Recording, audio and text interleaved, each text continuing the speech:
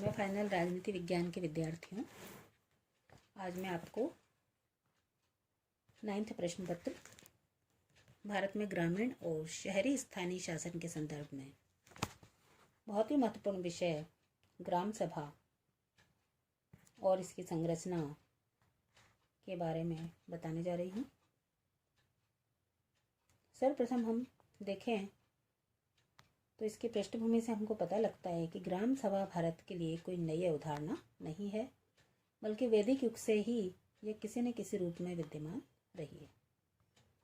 प्राचीन समय में ये एक अति महत्वपूर्ण संस्था रही, किंतु कालांतर में विदेशी आक्रमणों तथा शासन के दौरान इस संस्था का महत्व लुप्त हो गया।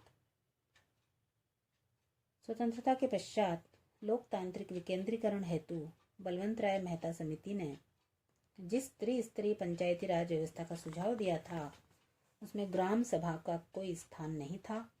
फिर भी इस संस्था के प्राचीन महत्व के कारण ही जब राजस्थान के नागौर जिले से 2 अक्टूबर 1959 से पंचायती राज व्यवस्था का प्रारंभ हुआ, तभी से न केवल राजस्थान में अपितु जिन अन्य राज्यों द्वारा इसके पश्चात पंचायती राज व्यवस्था को अपनाया गया, उन सभी राज्यों में ग्राम सभा को पंचायत व्यवस्था के आधार के रूप में स्वीकार करके महत्व दिया गया।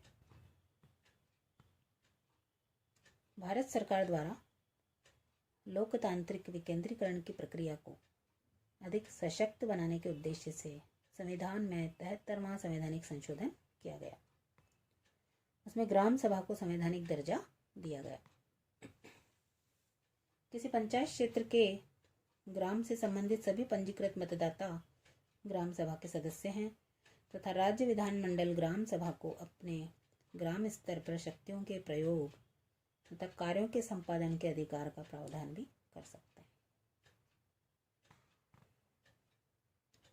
अब हम देखें कि राजस्थान पंचायती राज अधिनियम 1994 में ग्राम सभा के बारे में बहुत ही विस्तृत विवेचन किया गया है। राजस्थान पंचायती राज अधिनियम 1994 के अध्याय 2 में ग्राम सभा नामक शीर्षक के अंतर्गत राजस्थान में ग्राम सभा के गठन, उसकी बैठकें, गणपूर्ति, पीठासीन अधिकारी, कार्य, शक्तियाँ, सतर्कता समितियाँ आदि उपशीर्षकों के अंतर्गत ग्राम सभा से संबंधित प्रावधानों का उल्लेख किया गया है। अब ग्राम सभा की संरचना की यदि हम बात करें तो 73वें संविधान संशोधन के अनुपालना में प्रत्येक पंचायत वृत्त के लिए एक ग्राम सभा के गठन का प्रावधान किया गया है।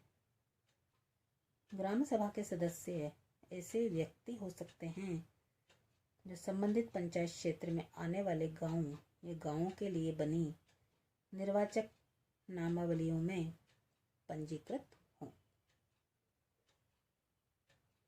इस प्रावधान का तात्पर्य यह है कि 18 वर्ष की आयु प्राप्त कर लेने वाला प्रत्येक व्यक्ति, चाहे वह किसी भी जाति या लिंग का हो, ग्राम सभा का सदस्य बन सकता है। ग्राम सभा का अध्यक्ष ग्राम पंचायत का सरपंच होता है। धन्यवाद।